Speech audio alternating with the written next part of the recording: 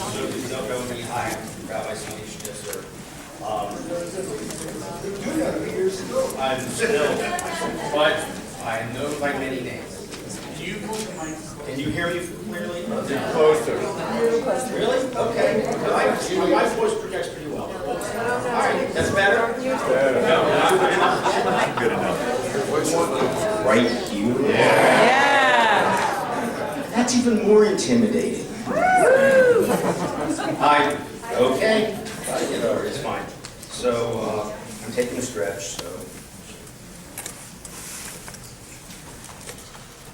So I want to thank a few people before I get started here, because I never thought I'd be sitting with this panel. You could have said to me, Sonny, you're going to get up at an Olive event, you're going to get up at Ohalah, you're going to do some singing, you're going to lead some meditation, you're going to lead some davening, you're going to do a talk about synagogue dynamics.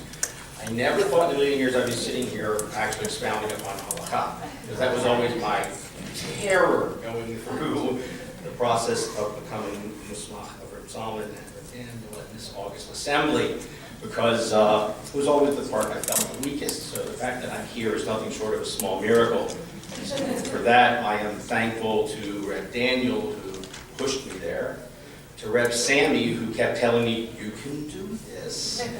And he many times just kind of had to say, don't run away. And of course, to Elise Seidman Joseph, my editor on this paper, who really made it a much better paper. And of course, to Reb Zalman, who said to us more than once, if you're going to change something, don't do it like the Reform. In other words, don't reject. Don't just say it doesn't matter. Stay on the playing field of halacha and find a place to move the ball on the playing field if you feel that something needs to move. And I took that very much to heart. So my very specific, narrow shayla was, may my synagogue participate in a charity walk to raise money for the homeless on Shabbat? Now, the easy answer was, yes, sure, it's tzedakah, you go do it, it's a nice thing, but I wanted to go with more than that. Little background, my synagogue, Bethesda Jewish Congregation, Bethesda, Maryland, is truly trying to practice Big Tent Judaism by being a truly trans-denominational congregation, where people who are conservative and still keeping kosher and still following Hilchot Shabbat can come and be comfortable, even though we're going to stretch them. And those who come from a very liberal background where anything goes will also feel comfortable. It's an interesting balancing act. Part of that ongoing struggle runs into Mari Ayin. So to the practices of the community, possibly diminish the community in the eyes of others. And how does that affect both on a tachlis level, your membership, who's going to join, who's going to be comfortable there, and then on a more spiritual level is we'll be able to raise to a higher level the activities within the community. So this question came up in the following context. The synagogue, we have an ongoing relationship with the National Center for Children and Families. It's only a quarter mile from our synagogue. It is a shelter and rehabilitation center for homeless families. It has 38 clients at any given time living in, and we there's vocational retraining. So folks come in as families, sometimes mom and dad, sometimes just a single parent with children. 9 families at any given time, up to 38 clients in the space. And they stay for a minimum of usually 6 months. And by then we hope to have retraining and have people able to go out on their own now, keep a job, rent a home, take care of their families. So it's very much a transition project. We're very committed to it and have been for over 15 years. So we work in the kitchens, we work with clients, we built a computer lab where we maintain them and update them regularly. So we're very tied in with this particular shelter. The Fannie Mae Foundation used to, they don't anymore. At this time, they held a walk every year to raise money for the homeless. And on the day of the walk, Fannie Mae Foundation would double whatever you raised in pledges. And for us, this became a substantial amount of money, numbering probably somewhere in the neighborhood of upwards of $10,000. So it was not a small amount of money that could be gained had we participated. And the students in the school wanted to do it, grades 7 to 10. Other members of the congregation wanted to participate in the walk and wanted to designate the shelter the grant recipient. And they wanted the synagogue to sponsor them and promote the event to our members and to the larger community. So I was asked if we could, it really started off just as an ask, can we have a Shabbos school. So can we have the kids in those grades skip services that day in classes so they can participate in the walk? And nobody in the congregation objected. But the synagogue president and I were again concerned about all the ramifications of Mari Ayin. What does it do to the synagogue stature if people don't understand what we're really about, why we're doing this? Also, would it lead others then to commit the sin of Lashon Hara against us, which was very much on our minds? So we were thinking of this in that context. Could we participate, and how might we do it? And it was a 5-mile walk, and walking a distance of 5 miles on Shabbat would seem to be a violation of the prohibition against traveling long distances on Shabbat. And we could certainly have held the walk on a different day, but after some discussion with the Fannie Mae Foundation, we learned that the only way they would do the matching grant was on that day alone. So we had to acquiesce possibly to the larger communal gestalt that was going on, because many organizations were participating. This was hundreds of thousands of dollars worth of donations to the community, and all state and locally in the greater Washington area. So I began to examine, okay, how can we say yes? Because my motivation was to say yes right away, not to say no. But how can I do it in such fashion that if ever challenged, I can say, but do you know we could do it because of this? So I began to look at the restrictions on traveling on Shabbat. And of course, we all know about the Eruv. And I'm going to give some preliminary information because I know we have students as well as Ms. Joaquin here, so let's all get on to a common playing ground again. So the town of Bethesda, Maryland does not have an Eruv. But the neighboring town where the walk is to take place does have an Eruv. But the walk does not take place within or across the Eruv boundary. Okay, so why does that matter? We'll get there. Okay, so so I narrowed, at this point I narrowed my inquiry, because after having learned that one can expand one's Shabbat boundary by placing food inside of an Eruv and establishing that place as your makom for Shabbat, and then you can walk 2,000 amot, I'll do some background in a minute, from that place, that would have changed the parameters of this entire teshuvah. So I decided not to go there.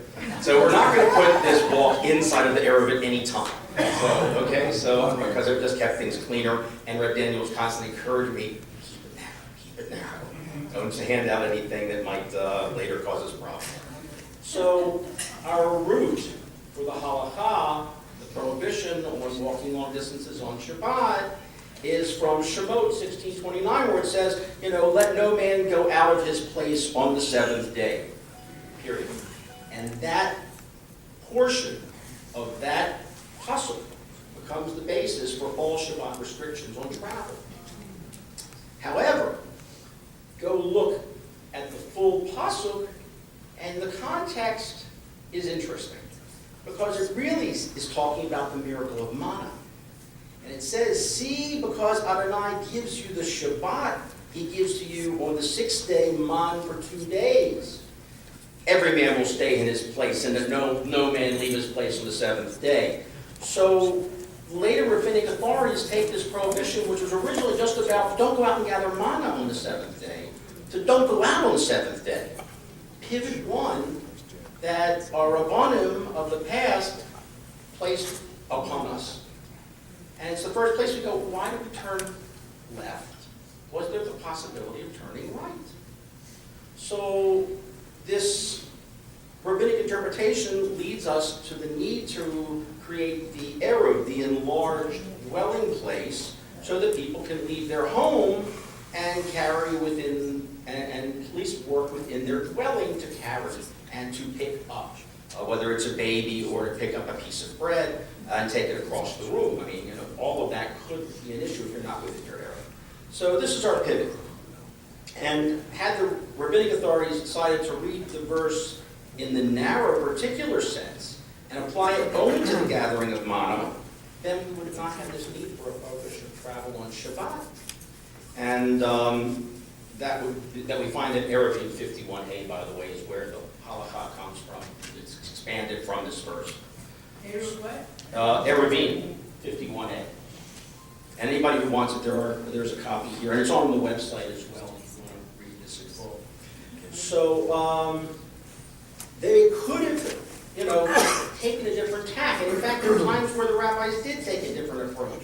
A good one of making a Talmudic decision that actually mitigates or even contradicts Torah law is in Tractate Yevamot, 89b and 90b, where there's a question at hand about when does a girl become a woman, and when can her husband take control of her inheritance. And in response to a question put to Rav Hista by the student Rabbah, we learned that a Beit Din may, in response to societal pressures, hand down a ruling that contradicts Torah law. So, you know, Hora'at Sha'ah, even here, mattered, and so we can contradict Torah law when necessary. And one could ask, and I did, well, what were the pressures then on Judaism in the time of Rav Hista and his contemporary and opponent sometime Rav Huna, in the latter half of the 3rd century, the Common Era, that made this desirable, made this contradiction of law desirable. And even more relevant may be the law about lighting Shabbat candles on the 7th day of the week. By the way, if you look, where in the Torah do you find the law to light Shabbat candles? Nowhere. Nowhere, exactly. It's not there. Okay? And in fact, it would seem to be a contradiction of Shabbat, right? Where you're not supposed to kindle a fire in your home on the 7th day. So we know why. We're not going to go into that if you want. But so a lot of this was about keeping Jews from mingling with non-Jews, non-Jewish practices, these pressures about circling the wagon. And let's see, we're going to a better place. Okay, so there were periods of time also I found where travel was not only permitted on Shabbat, but was considered the norm. And the most obvious, actually, I read it and said, you know this, and I said, yeah, that was too obvious to put this in the paper. He said, no, put it in the paper. Was the story of Elisha, the woman from Shunem. When her son has died, and she goes to see Elisha the prophet, her husband says to her, why are you going to visit the prophet today? It is neither Rosh Chodesh nor Shabbat. In other words, normally she'd have gone to see the priest on Rosh Chodesh or Shabbat and traveled to do so. The fact that she was going a day that wasn't Shabbat was exceptional. So we get these principles of Shabbat about calling Shabbat a joy.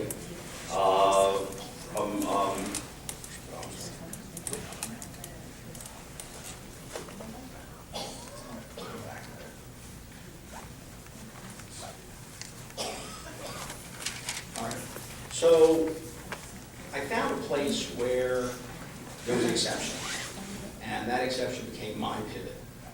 With all of the rules against going out on Shabbat and the Shulchan Aruch and very restrictive Erev measures, here comes Maimonides in Mishnah Torah, whether you hold with Maimonides or not, where he tells us in Mishnah Torah that one can perform the affairs of heaven on Shabbat.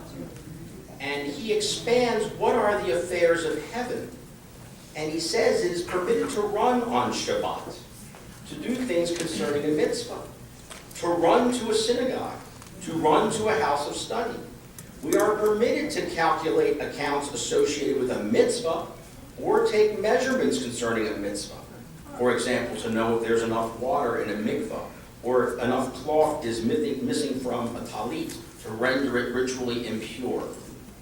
And then he says this, and it has been ruled that charity can be pledged to the poor, And we may walk to synagogues and to houses of study, even to theaters and public rooms of the goyim, to deal with matters of great communal importance on Shabbat.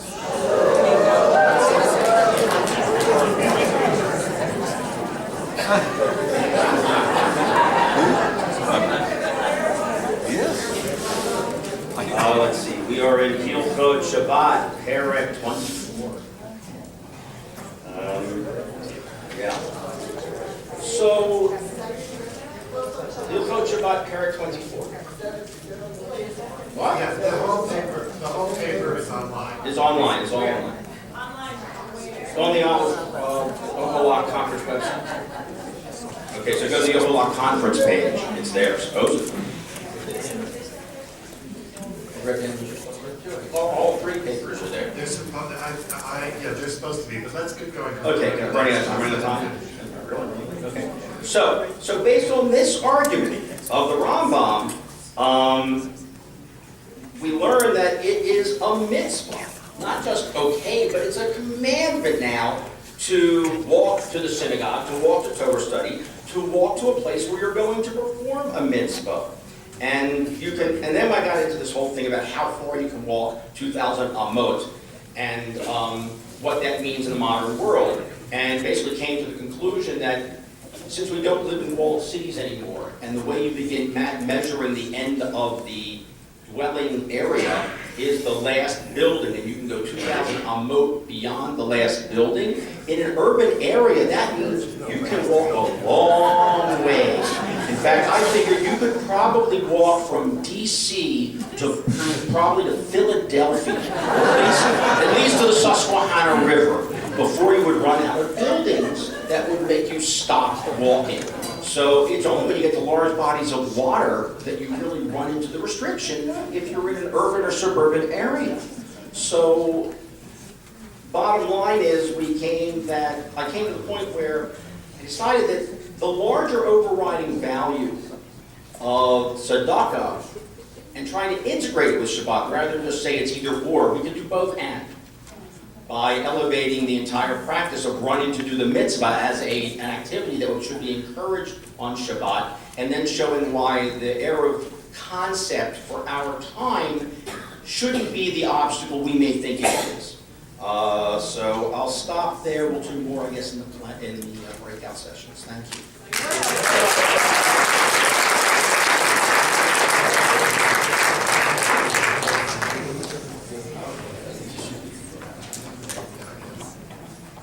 Okay, so, let's get my blue streak on. Turn my name tag around. So I hope I'll do Chava justice. I got it right. I want to fine, perfect.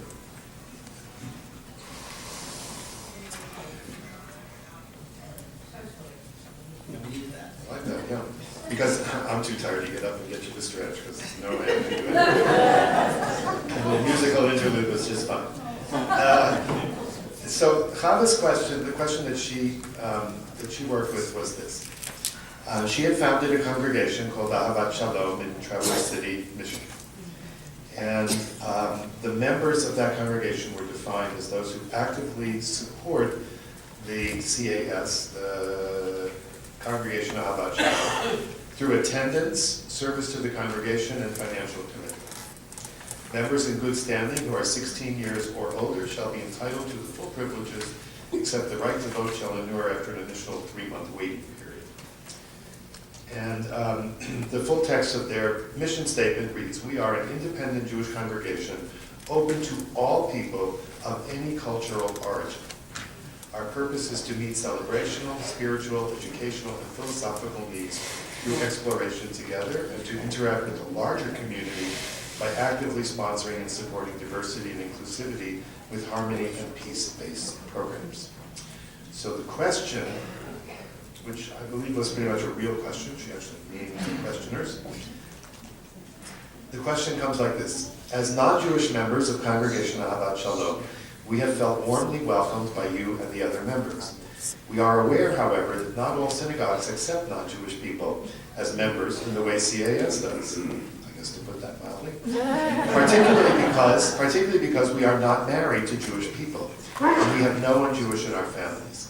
Can you explain to us how it is possible for Ahavat Shalom to welcome us as members in a way that is harmonious with Jewish tradition?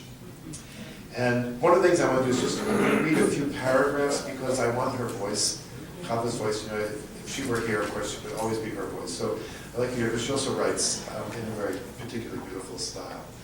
So her beginning of her response is, "May you be blessed for your beautiful question about being members of CAS.